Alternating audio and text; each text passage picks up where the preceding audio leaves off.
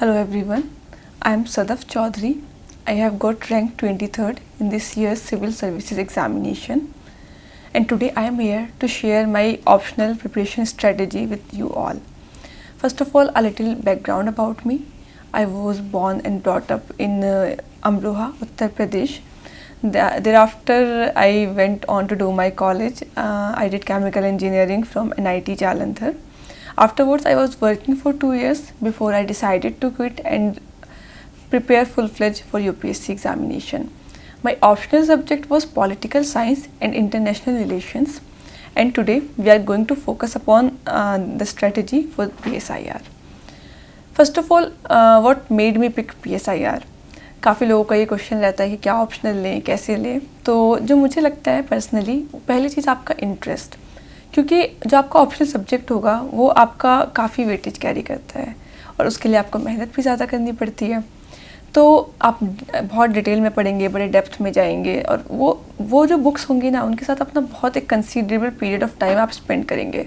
तो आप ये देखिए कि आपका इंटरेस्ट है कि नहीं है, क्योंकि अगर आपका इंटरेस्ट नहीं है तो आप इतना ज़्यादा किसी भी सब्जेक्ट को डिवोटेडली नहीं पढ़ पाएंगे. जो दूसरा रीज़न था वो ये कि लॉजिस्टिकली PSIR एक ऐसा ऑप्शनल है जहाँ पे नोट्स अवेलेबल हैं, जहाँ पे टेस्ट सीरीज अवेलेबल है. काफ़ी सारे बच्चे उसको ऑप्ट करते हैं, तो एक कंपैरिजन वाला पार्ट भी रहता है और GS के साथ उसका डेफिनेटली ओवरलैप भी है. तो ये लॉजिस्टिकल रीज़न और इंटरेस्ट वाला पार्ट जब कन्वर्ज कर जाए आपका, तो आपका ऑप्शनल सब्जेक्ट हमेशा आपके लिए एक अच्छा पिकअप कर सकते हैं, और मेरे लिए वो PSIR था. तो मैं अगर अपनी स्ट्रेटजी के बारे में बात करूँ, सबसे पहले चाहे GS हो चाहे ऑप्शनल हो, आपको सिलेबस डिकोड करने की ज़रूरत है. आप UPSC की वेबसाइट पे जाइए, सिलेबस वहाँ से डाउनलोड कीजिए, प्रिंट आउट निकालिए जैसे अभी आपको लगे, और फिर वो पॉइंट्स देखिए, क्योंकि जब आप बुक्स पिक करेंगे तो आप सिलेबस के हिसाब से पिक करेंगे. उप्स, इस रुकावट के लिए सॉरी, पर आपकी UPSC की तैयारी में कोई बाधा ना आए, चाहे वो रिसोर्सेज की हो या सही गाइडेंस की. इसके लिए पिछले 5 साल से sleepy classes quality content provide कर रहा है अफोर्डेबल प्राइसेस पे. UPSC कोचिंग में हमने एक भ्रम को तोड़ा है कि ओल्डेस्ट इज द बेस्ट या महंगा सबसे बेहतर है, और हमारी सैकड़ों सक्सेस स्टोरीज इस बात की गवाह हैं. तो आइए अपनी UPSC की जर्नी शुरू कीजिए हमारे साथ. जुड़िए हमारे YouTube चैनल पे और एनरोल कीजिए UPSC 2022 और 23 के कोर्सेज के लिए हमारी ऐप पर. धन्यवाद. कि किस बुक में कौन से पॉइंट्स कवर हो रहे हैं, क्या हमारा छूट गया है जो हमें इंटरनेट से करना है, क्या हमने कर लिया है, क्या हमें और करना है. तो ये एक जो ट्रैक आपका रहेगा वो सिलेबस से रहेगा. तो सिलेबस डिकोड करना बहुत इंपॉर्टेंट है. दूसरा स्टेप जो होता है वो प्रीवियस ईयर क्वेश्चंस. आप 2010 से, जैसे मतलब मैं 10 साल पुराने तक के देखे थे, तो अभी अगर आप 2022 का अटेम्प्ट देंगे तो आप 2012 ऑनवर्ड्स देख सकते हैं. तो जब आप प्रीवियस ईयर क्वेश्चन पेपर्स देखते हैं तो आपको समझ में आता है किस एरिया की कितनी रेलेवेंस है. फिर आप उस हिसाब से उस पर फोकस कर पाते हैं. कुछ एरियाज़ होंगे जहाँ से डेफिनेटली क्वेश्चंस आएंगे. गांधी जी जैसे एक इज़ वन सच एरिया जहाँ से क्वेश्चन आपको आना ही आना है. Globalisation is another. तो ये चीज़ें जब आप PYQs देखते हैं तो आपको वो ट्रेंड समझ में आता है, और फिर आप उस एरिया पे प्रोपोर्शनेटली आप फोकस कर सकते हैं.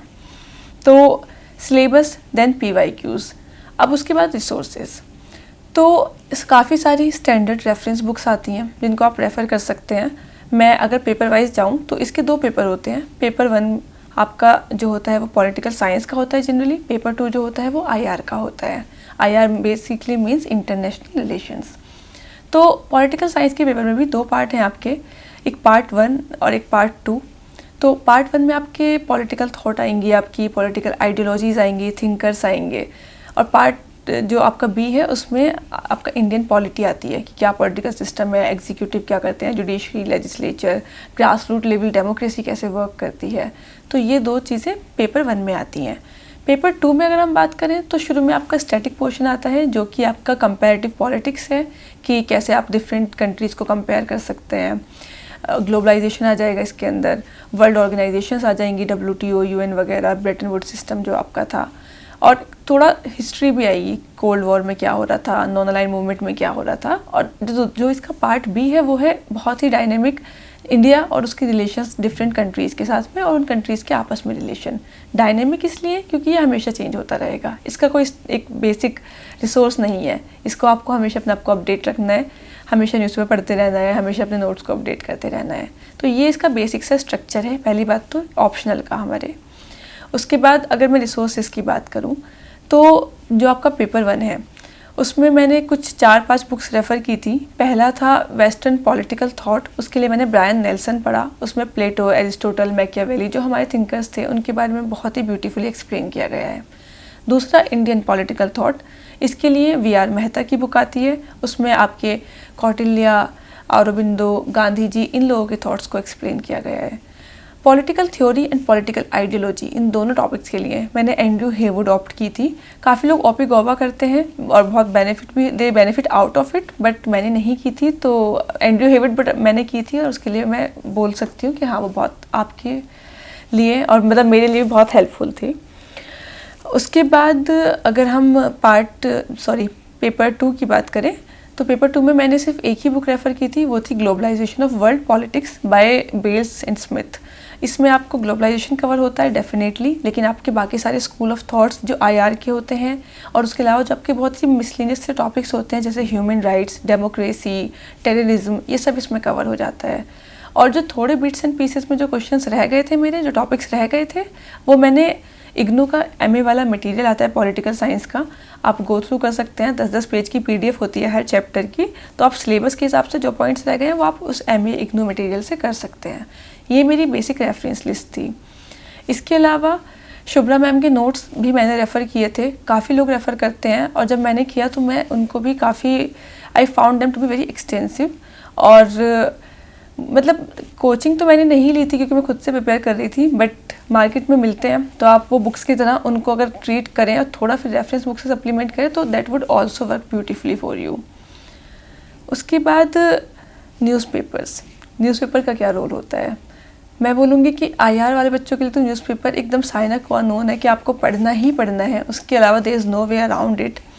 तो अब आप ये बात करेंगे कि सब लोग सेम नोट्स से पढ़ रहे हैं, सब लोग सेम बुक्स से पढ़ रहे हैं, तो आपका आंसर डिफरेंट कैसे होता है? आपके आंसर्स डिफरेंट ऐसे होते हैं कि जो आप न्यूज़पेपर से पढ़ते हैं या जो आप किसी और बुक से पढ़ते हैं, वहाँ पे आपको कोई बहुत अच्छी चीज़ लग रही है तो आप उसको पिक कीजिए, उस लाइन को, उस कोट को, और अपने नोट्स में लिख लीजिए।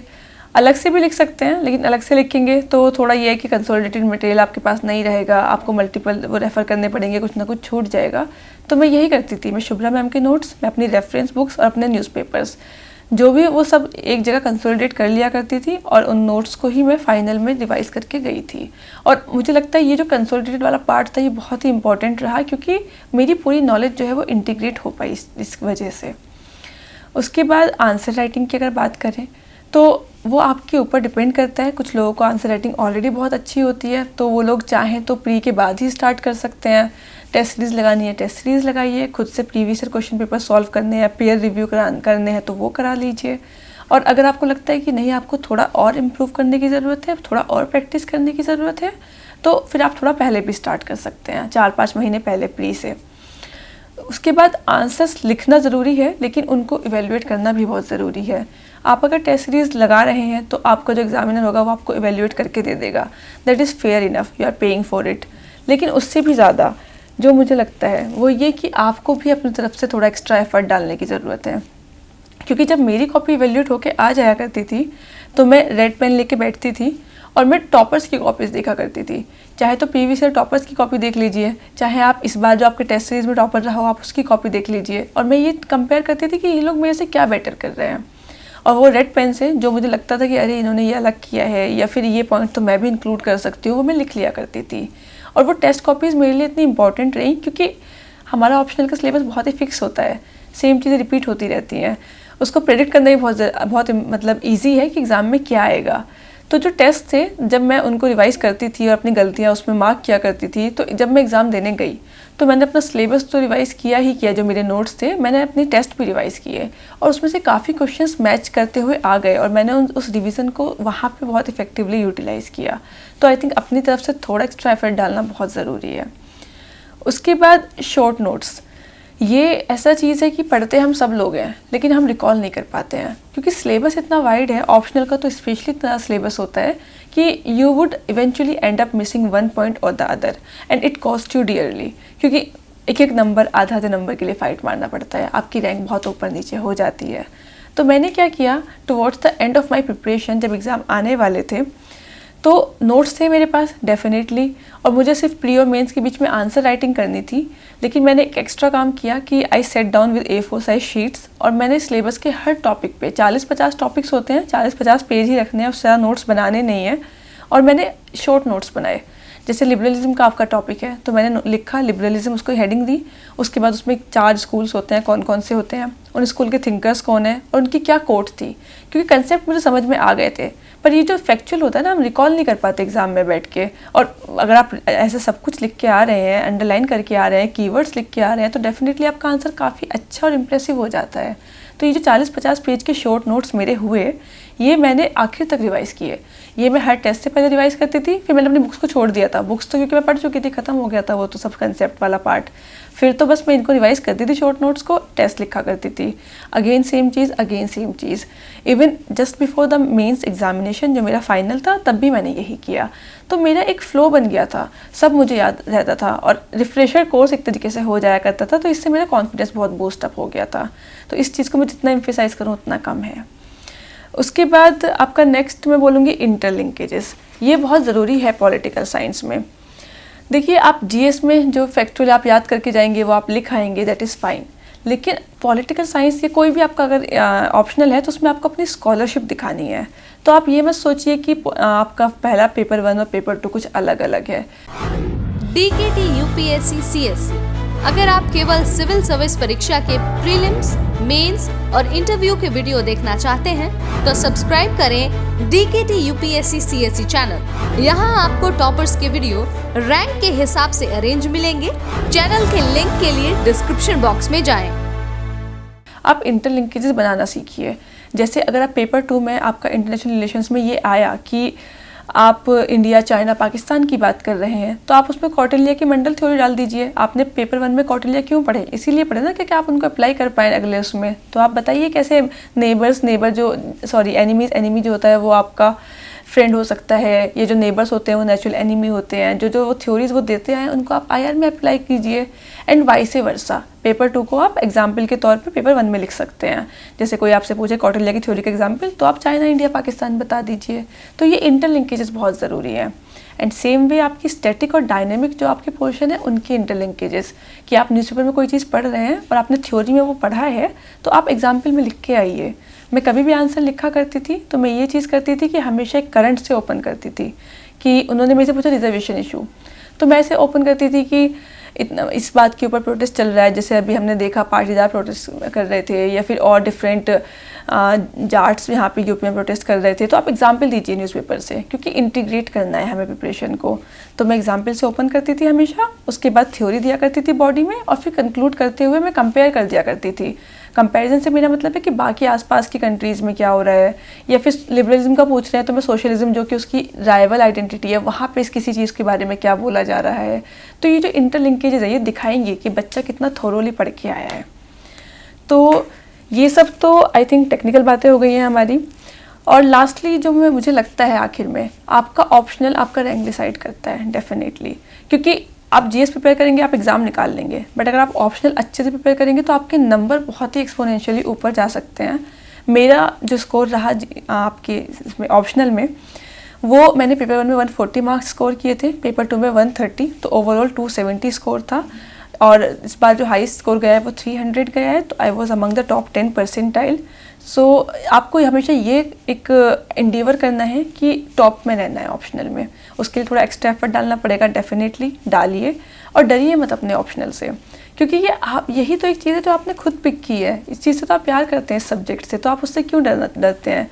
मैं एग्ज़ाम देने जाती थी, मैं लोगों को देखती थी कि जैसे एग्ज़ाम से पहले people are vomiting because they are so nervous, and this happens with everyone. But don't get disheartened, ऐसा मत सोचो कि मुझे नहीं आता है। लास्ट डे तक भी आपको फील होगा कि आप अनप्रिपेयर्ड हो, बट ट्रस्ट मी, आप जब इतना पढ़ के जाएंगे तो वो नॉलेज कहीं ना कहीं आपके अंदर है, and the moment you will see the question paper it would automatically come out. लेकिन अगर आप कॉन्फिडेंस से नहीं जाएंगे तो आपको जो आता होगा आप वो भी भूल जाएंगे। तो अपने ऑप्शनल से प्यार कीजिए, उसके लिए डेडिकेटेडली मेहनत कीजिए और घबराइएगा मत। आई एम डेफिनेटली श्योर कि आपके अच्छे मार्क्स आएंगे। Thank you.